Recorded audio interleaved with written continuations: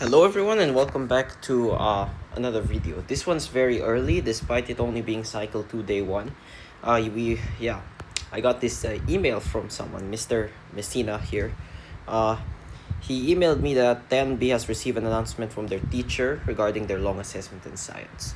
So, yep, let's go do this.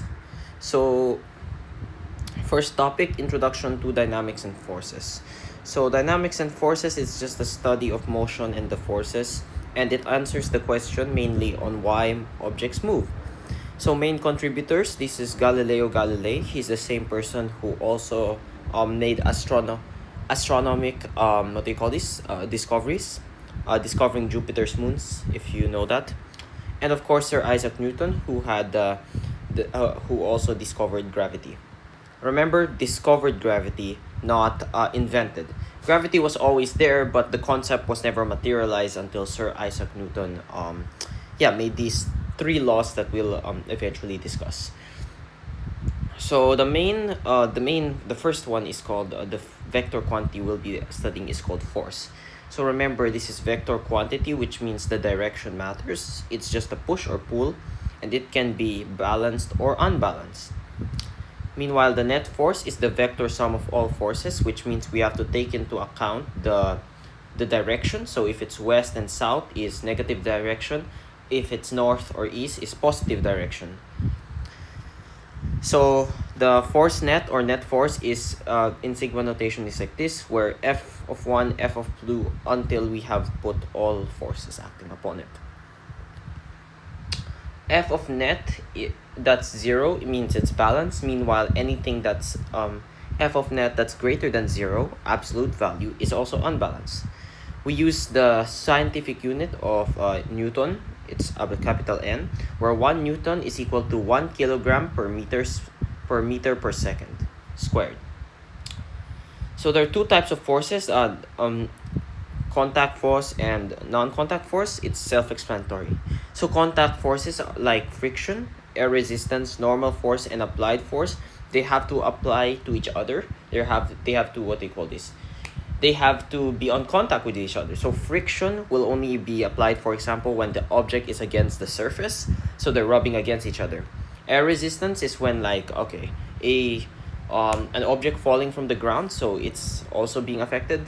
Normal force, which I'll get to later, and applied force, which is applied. It's self-explanatory. Okay. Meanwhile, non-contact forces, this is the gravitational force, electric force, and magnetic force. These are all basically force fields. Yes.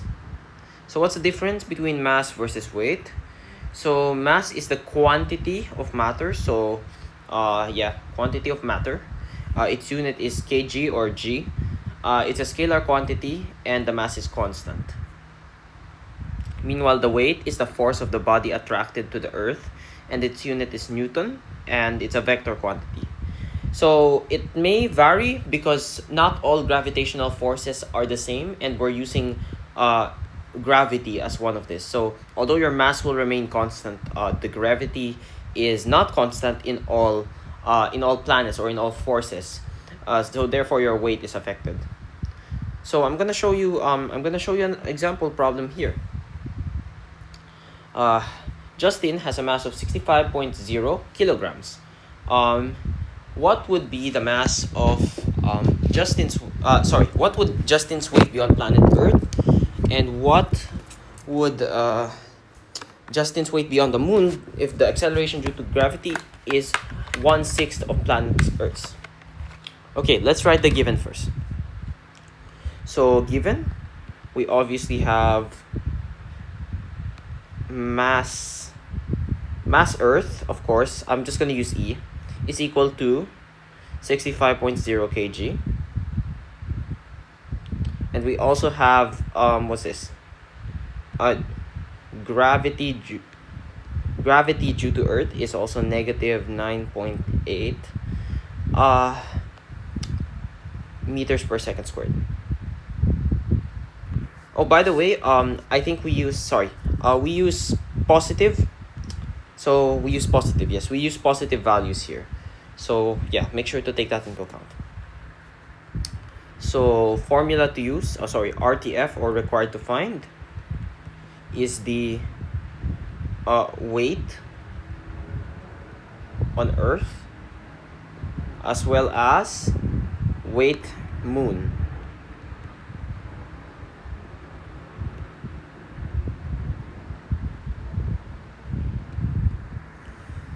So we need to use the formula weight equals mass times gravity.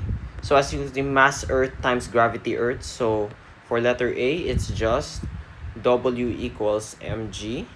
So therefore W is equal to our mass, which is 65.0 kilograms, multiplied by our gravity, which is 9.8 meters per second squared.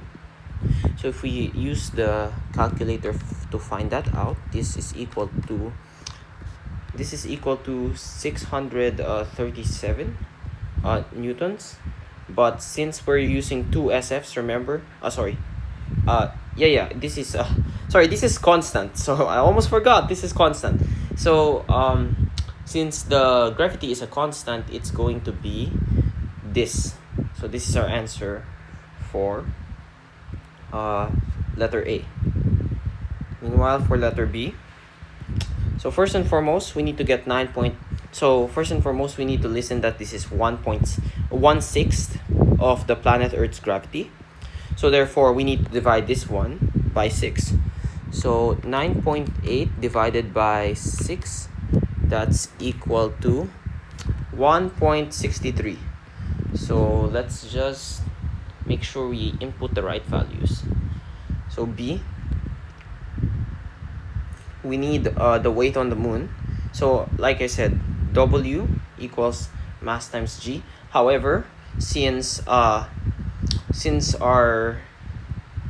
mass always remains constant, so 65.0 kg, as well as our force.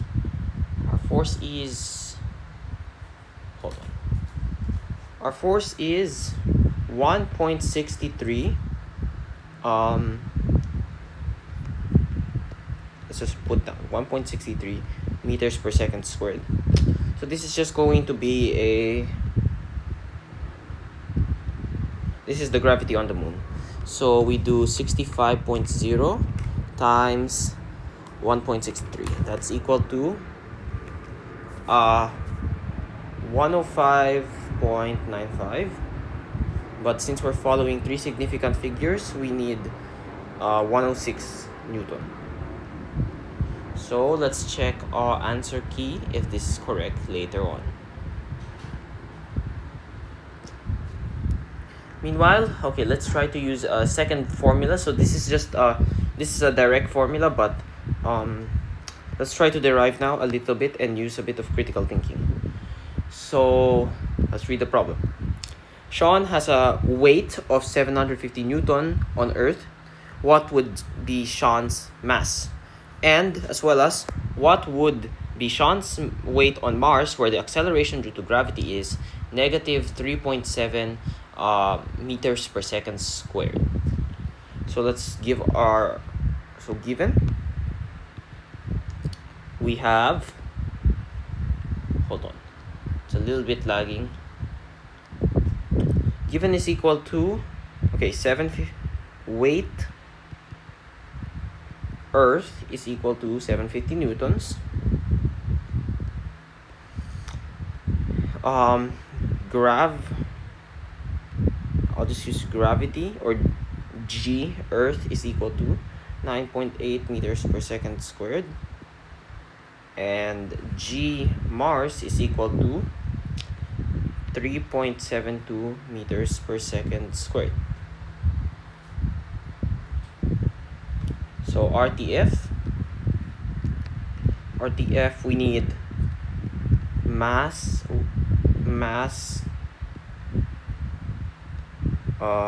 Earth and weight Mars.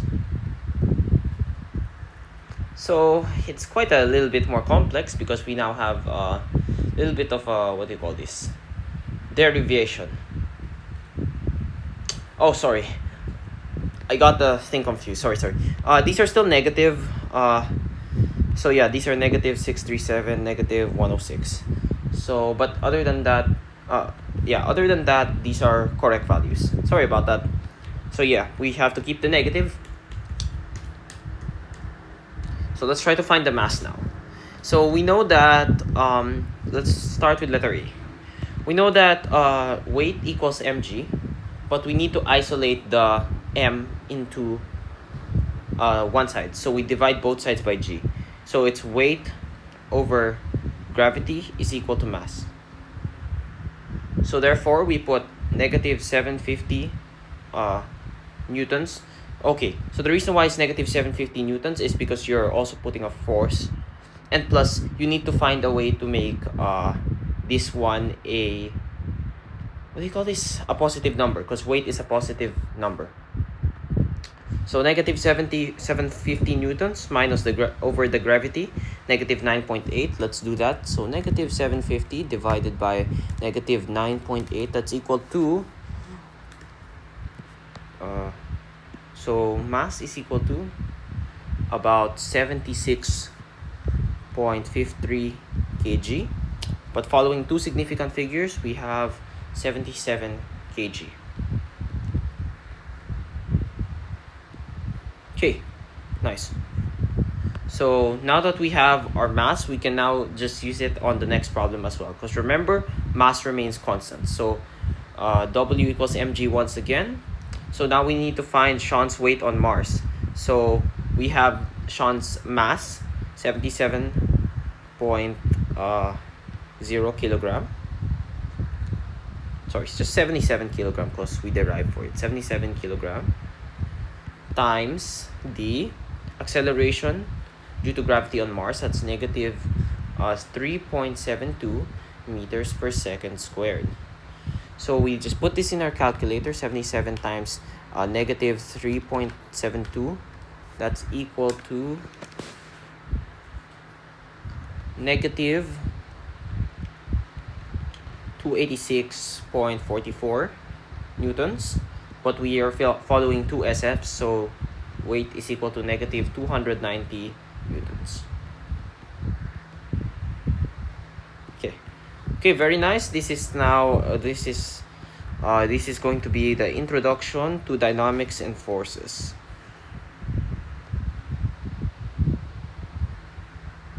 Okay, next one, free body diagrams and net force. I'll probably take a break or just make sure everything is working, and yeah, I'll prepare it. Okay, looks like I have advertisement. Okay, alright. Sorry about that. So next is free body diagrams and net force. So, alright. So free body diagrams represent forces using arrows, where a longer arrow means more force. So here are a few of the abbreviation I'll be using, and I'll explain them all throughout. So first and foremost, an apple resting on the table. So let's do this. An apple resting on the table. So we have to draw the box or the apple, of course. Then, of course, we have to think about it. Which of these four forces you think are going to act against the apple? Obviously, gravity always exists. So gravity, we have to put force, gravity. And then the thing is, if this gravity just keeps going down, it should, in theory, puncture the table. So therefore, there's another force acting upon the apple. And this is what you call the normal force. So same length because it's equal. It's not really the same length. There we go. So the normal force, F norm, is just the regular force that's being acted upon this object, and it's 90 degrees to the surface. So because the table is 90 degrees, there's a normal force acting upon it. And the reason why this is 90 degrees is that it's a flat surface. Even if it's 1 degree, it will start to roll slightly. And that means it's not going to be normal force anymore. It's going to start rolling down. So therefore, that's how we use normal force. Letter B. An egg free falling from a nest. Neglect air resistance. So is there normal force here? No, it's just a free fall. So therefore, the only, if we recall our lesson about free fall from the previous term, the only thing in free fall being affected is usually in ideal circumstances. Here, we just put what do you call this, F gravity, because gravity is the only thing that's pulling down this egg. Next, letter C.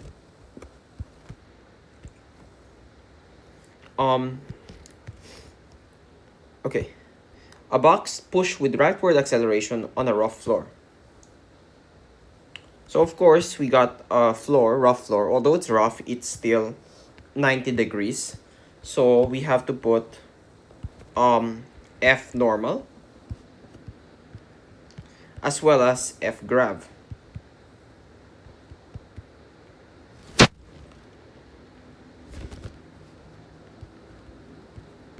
Now, so the thing is, these cancel each other out, which means the box will not be moving upward or downward. This is where the length of arrows comes into handy.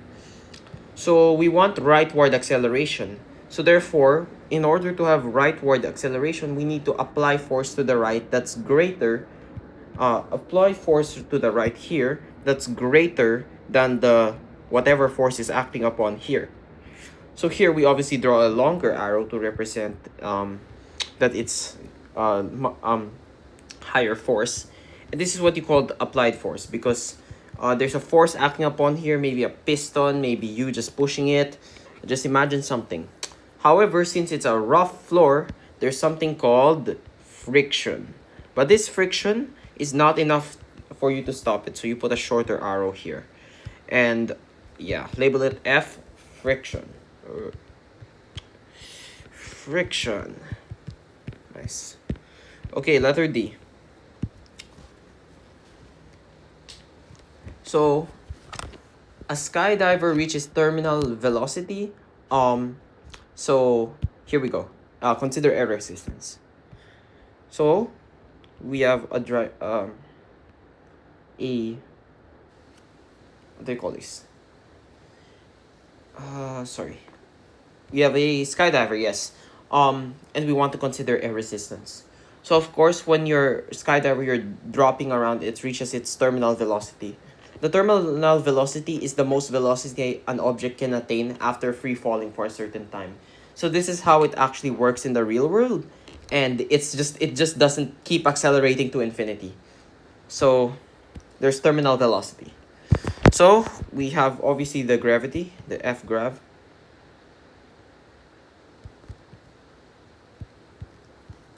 And then we also have the air resistance. So F air, the reason, sorry, I didn't put this, but the reason why its air resistance is going upwards is because it's actually slowing you down. The air resistance is slowing you down. So in order to slow a descending object that's going down, you need a force that's going up to counter it. So that's why we put air resistance upwards. Lastly, letter E. So a backpack is suspended by motionless by one strap in a student's shoulder. So obviously we have the gravity as always, and but there's one force here, and when you suspend a strap or any type of rope that's being pulled and you're trying to weigh it, you're like trying to weigh it. So in this case, our weigh is a backpack. You actually use an upward force called tension. So tension is just like how much an object can like pull, or like can it support before it snaps. So these are just a few of the FBD examples, but I believe this all the 6 types of force. So we got normal, gravitational, friction, applied, tension, and air resistance. So let's try to put that into action by using the net force. All right. So 6 players divided into 2 groups equally are playing tug of war. Draw a free battleground of a FBD of the scenario, And what would be the net force if they put 375 newtons on each side? So let's make letter A the FBD. So let's have this box, let's see, that's the flag. And then first and foremost, force normal as always, and force gravity. So you always put these two forces unless it's otherwise stated, or like you have to analyze it. But since there's gravity here, and of course the rope is definitely not going upward, we have to equal them out. As well as we have two arrows here on each side saying, this one says 375 newtons. Why? Because it's going eastward direction. So F2. So force 1 is actually on this other side, it's going westward direction. And since it's westward direction, it's negative 375 newtons. So let's see. So first and foremost, let's see letter B. For F net, let's search for y-axis first. So F norm minus F gravity. Since there's no value set for them, we'll just assume that it's balanced. So 0 newtons, balance. But for let's try the x-axis. F of n is equal to F1 plus F2. That's equal to F of n equals 375 newton plus negative 375 newton. And this is just equal to 0 newton, which means it's balanced.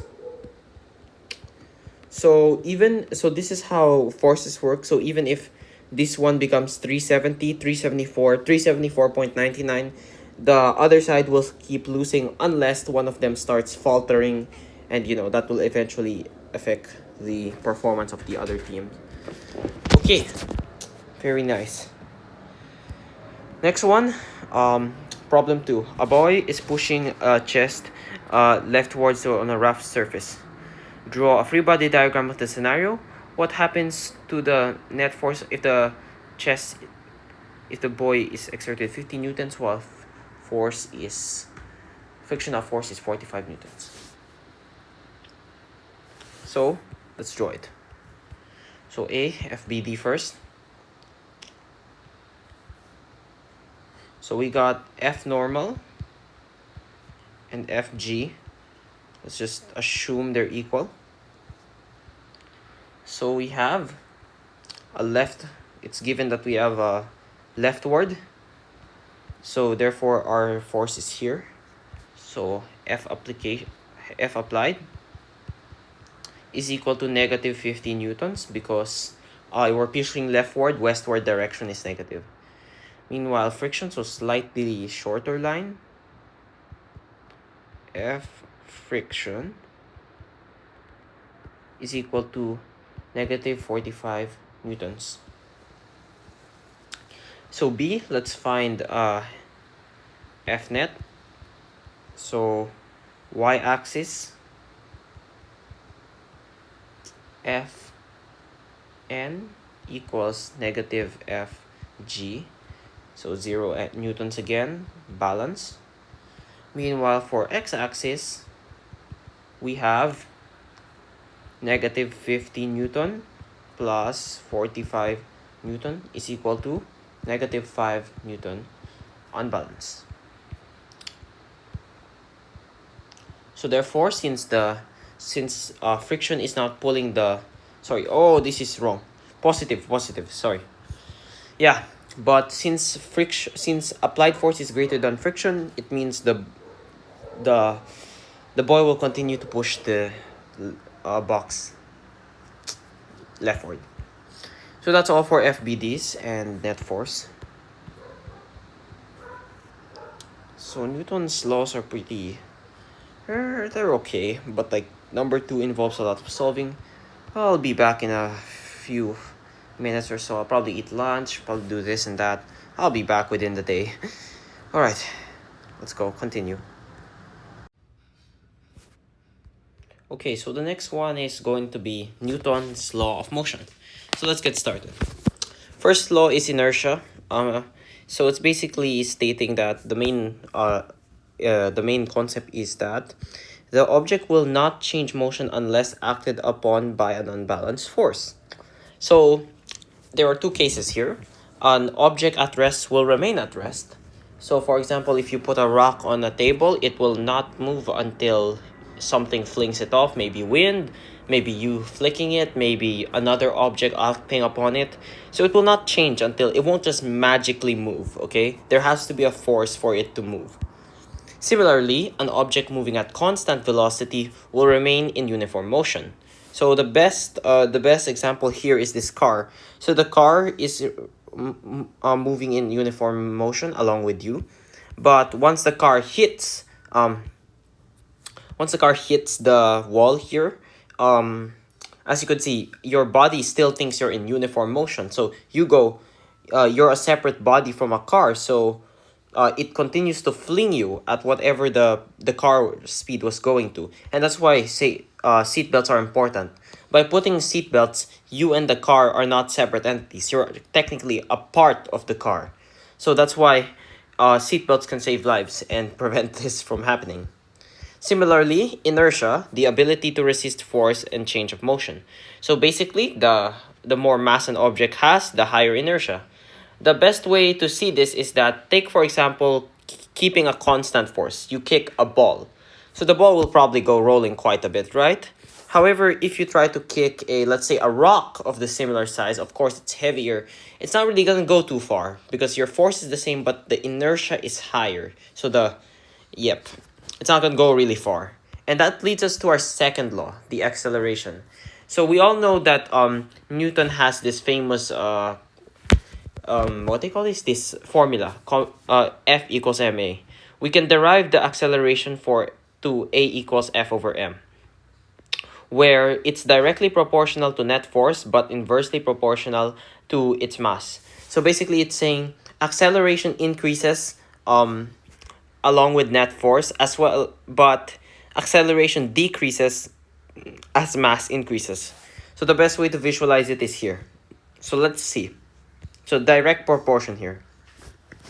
So we have same amount of force over here. But as you could see, the higher the mass, the lesser the acceleration. So if I double the mass over here of the subject but keep the force constant, we still have this the acceleration is halved. And similarly, if I triple the mass, and the acceleration is 1/3 only. However, if let's say I increase the force, so force but keep the mass constant. So as you could see, force 1, mass is constant, and acceleration is 1. Then if I double the force, the acceleration is also doubled. And if I put 15 times the force, as you could see over here, I did not have enough space to make a accurately long enough arrow. But if we put 15 times amount of force, the acceleration will also go 15 times. And I think we might go out of bounds here. Anyway, let's try to solve problems like this. So what's the amount of force if the mass is constant? So let's put 1, but the acceleration is quadrupled. So 4. So using the formula F equals ma, we can find that 1, our mass, times 4 is equal to F. So therefore F is equal to 4. F times 4. So the reason why we did this is because we just substituted the values. We just take it literally. If it remains constant, we put it at 1. Otherwise, follow what the instruction says. Next, what is the mass if the acceleration is half? So mass, we don't know, but acceleration is half, and the force is quadrupled. So in this case, we need to use F equals ma again. We're looking for the mass, so divide both sides by a. So F over a equals m. Okay, and then we substitute. Force is 4 and then acceleration is half. So 4 divided by 1/2. 4 divided by 1/2 is equal to our mass. So mass equals to 8 times. So 8x. So let's check if this is correct.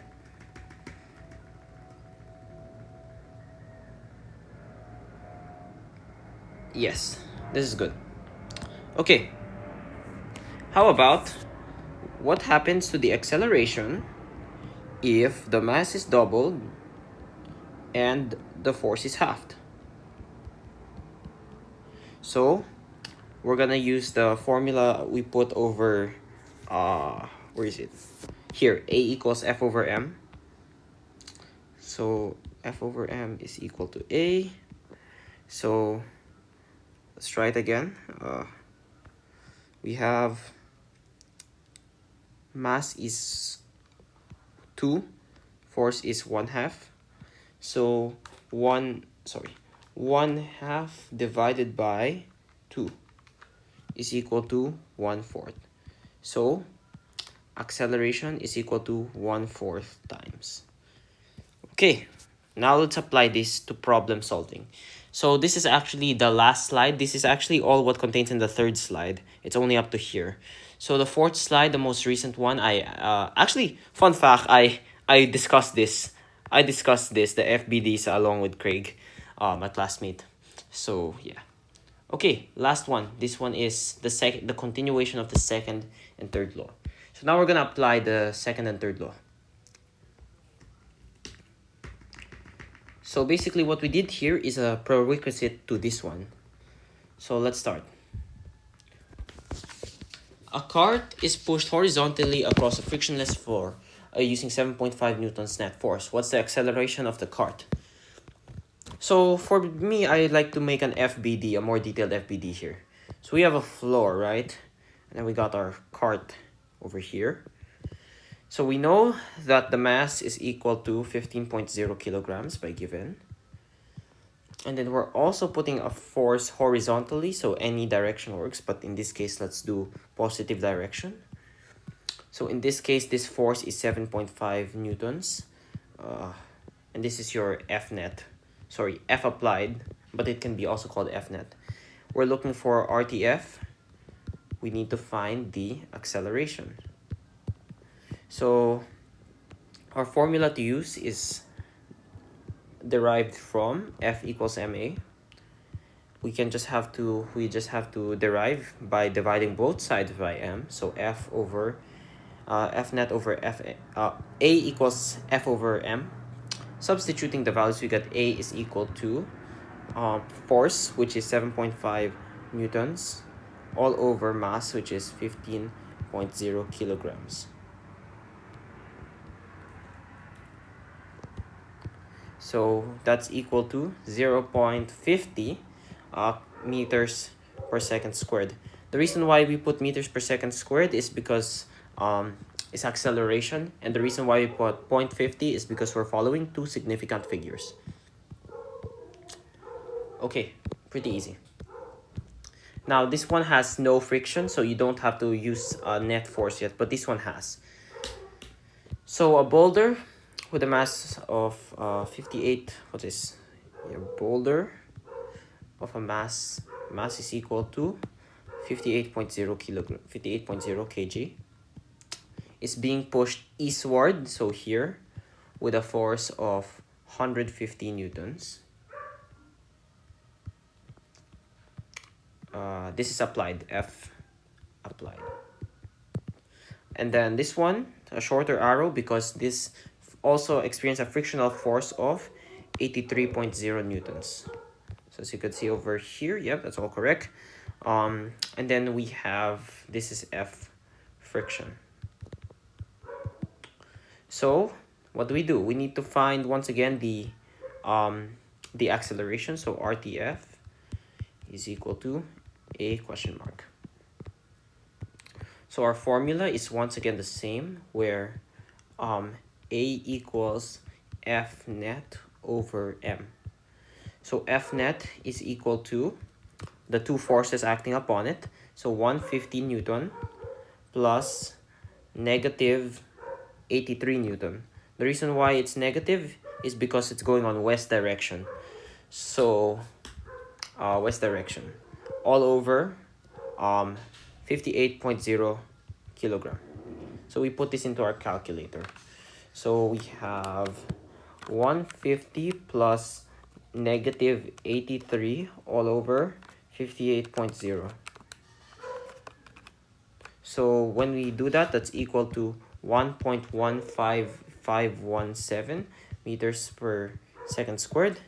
But since we have two SFs as our least significant, we have to follow two SFs. So 1.2 meters per second squared. And that right there is our answer. Last problem. Oh, let me box the here. Okay, last problem over here. A soccer ball of 0. So this one now involves you having to solve now for the acceleration. We can't just use F equals ma immediately. So yeah. So we need to use two formulas here. So given, so let's write another soccer ball here. 0.4 kilogram soccer ball that's initially at rest is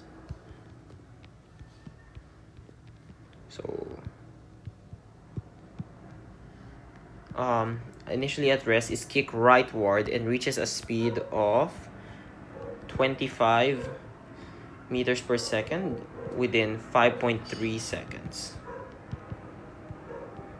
What is the net force on the soccer ball?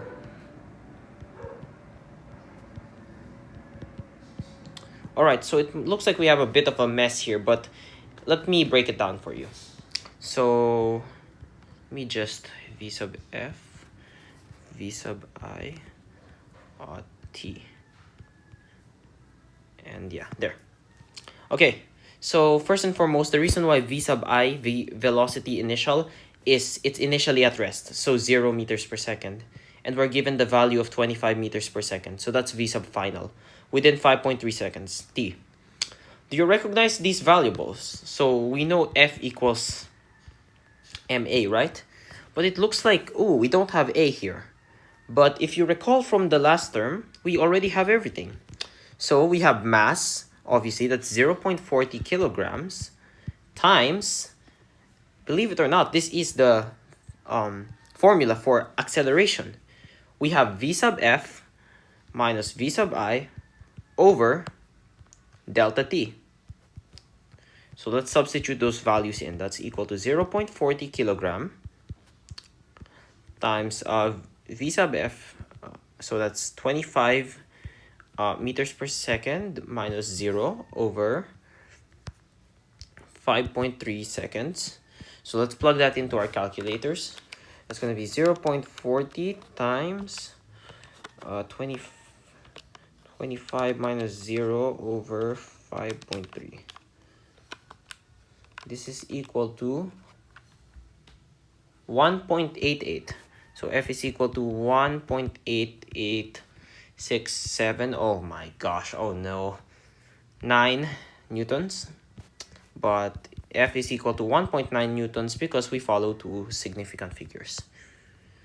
So that's actually almost all of it. Now and I'll move on to the third law.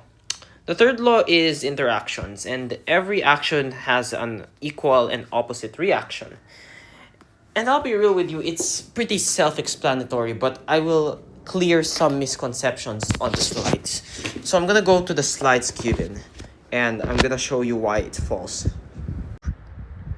Okay, so first and foremost, the first statement here is the interaction between two objects with different masses must be different in magnitude, but still opposite in direction. But no, remember the second law here. So the best way to describe this is that a big truck and the small truck. So although their forces are always equal, remember, forces are always equal, but their mass, for this case, the mass is large while the small track is small, but however the acceleration is inversely proportional, right? So since mass is large, acceleration is small, but since here the mass is small, acceleration is large. So as you could see, it's stating that the interaction between two objects are opposing in magnitude, but no, they exert the same amount of force. They just vary in terms of mass and acceleration. So this one is false. Lastly, interaction forces cancel each other out since they are equal in magnitude and opposite in direction. The best way to explain this is Newton's cradle. So if they really did cancel each other out, that means if I swing, hold on. So let's say I swing, okay, it needs 5 of this one. So if I swing just one ball towards here, right, it will eventually go here and not cancel each other out. Because if you know how Newton's cradle works, it actually transfers that energy here, and this ball actually starts to go here, and the cycle repeats. Same thing with 2 balls, 3 balls, and so on. So obviously these won't, if this was true, that means when I swing one ball, it just doesn't do anything else. It goes back to its original position, which means this is false. And there it is, guys. Shout out to the class of 10B for emailing me. In fact, yeah, this is 3:40 p.m. It's not dismissal yet. Wow. But no, it's good that I got to do this very early. And yeah, thank you guys so much for watching again. Thank you to also my science teacher for allowing me to teach some of this. And yeah, as always, take care of yourselves, and I'll see you on the next one. Hopefully it's not going to be too long since then. See you guys. See ya. Okay, I forgot to do it again. Newton, I have to box this one, remember? Okay, there we go. Much better. So yeah, guys, enjoy the rest of your day, and I'll see you guys in the next one. Bye.